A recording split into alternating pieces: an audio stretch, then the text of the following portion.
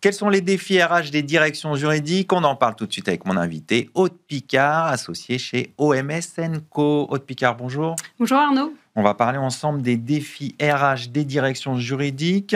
Mais tout d'abord, quels sont les enjeux des directions juridiques dans la définition de leurs besoins RH? Oui, alors les directions juridiques, aujourd'hui, connaissent une profonde transformation de leur mission. Et cette transformation implique des besoins RH nouveaux, qui n'existaient pas jusqu'à présent. L'identification de ces besoins, c'est un exercice stratégique pour les directions juridiques parce que ça conditionne leur capacité à rester un acteur clé au sein de l'entreprise. Alors, quels sont ces enjeux ?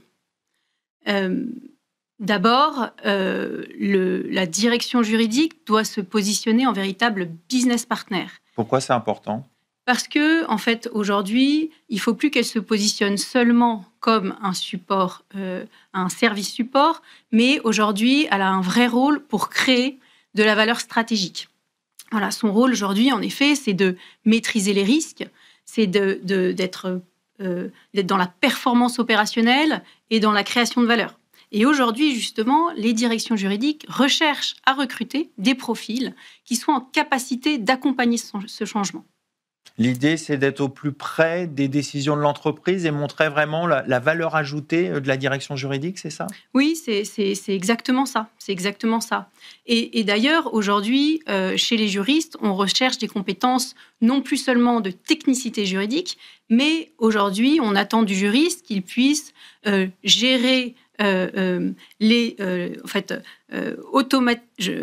puisse en fait aujourd'hui être un véritable business partner et travailler en mode projet, qui puisse piloter des outils numériques, qui puisse savoir communiquer de façon efficace avec les opérationnels. Voilà, autant de compétences non juridiques qui sont attendues et qui sont tout autant importantes que la technicité juridique. Donc, il va falloir développer ces nouvelles compétences et en même temps, peut-être créer des nouveaux métiers pour aider justement la direction juridique dans ces nouveaux développements. Est-ce qu'il y a des nouveaux métiers pour accompagner ces mutations ? Oui, tout à fait. Il y a des nouveaux métiers qui émergent au sein des directions juridiques et qui viennent redéfinir la façon dont les juristes travaillent. On peut citer par exemple le métier de Legal Operation Officer, qui est un métier qui est très établi aux États-Unis et dont on entend de plus en plus parler. On en parle en France. beaucoup, mais de quoi s'agit-il réellement ? Alors, le Legal Operation Officer, il vient épauler le directeur juridique. Il vient optimiser les process. Il vient gérer les budgets, optimiser les coûts. Il vient conduire les changements. Il vient structurer les outils digitaux. Il vient établir une communication efficace au sein du département juridique, mais également avec les autres départements, avec les opérationnels, avec les achats, l'IT, la finance, etc. Et en fait, quel est l'intérêt ?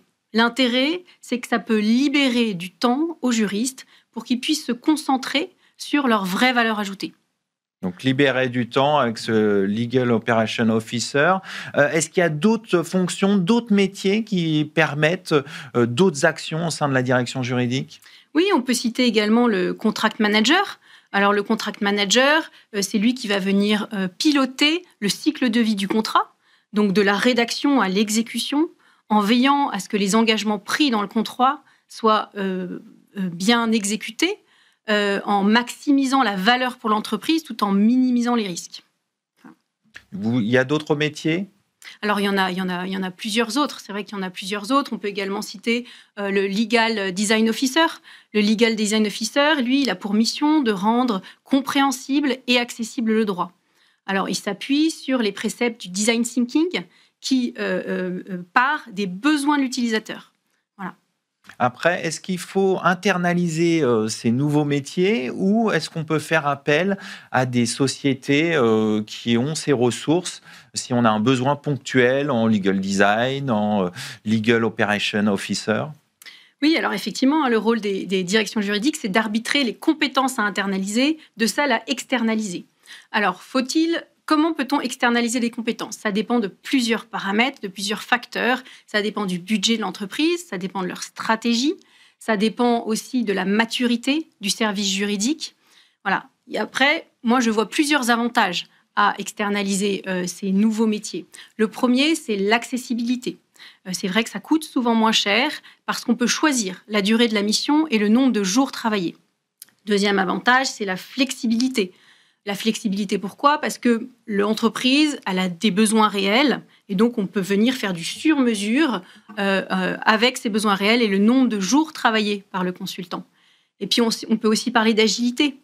C'est vrai que l'agilité, voilà, l'externalisation permet de tester des nouveaux modèles, des nouvelles compétences, sans prendre l'engagement d'un recrutement permanent. Et éventuellement, plus tard, si le test est concluant, on peut décider d'internaliser la ressource. Mais c'est effectivement un avantage d'externaliser au tout début.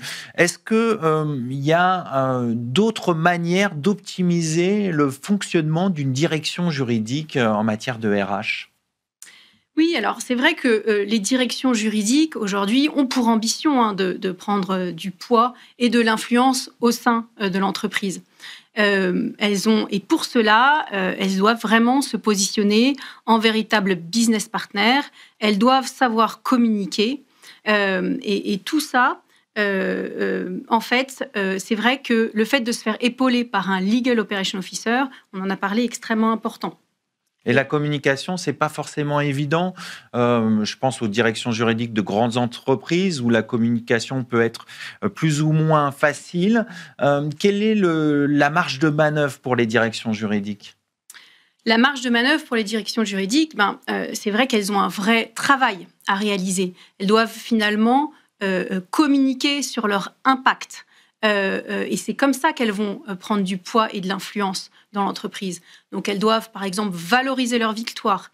Elles doivent montrer à l'entreprise comment elle les protège et comment elle les fait avancer.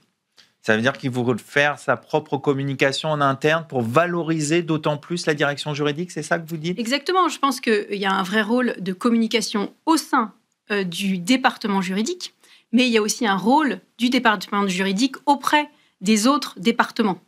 Voilà, pour qu'on puisse en fait créer du lien entre le département juridique et les autres départements, créer de la proximité et qu'on puisse communiquer évidemment sur le rôle du département juridique au sein de l'entreprise, créer une véritable culture juridique dans l'entreprise. Alors, créer une culture juridique, pour finir, est-ce que c'est les nouveaux enjeux comme la transformation numérique, la transition énergétique peuvent aider les directions juridiques à faire valoir leur plus-value au sein de l'entreprise en montrant qu'ils sont vraiment moteurs sur ces sujets ?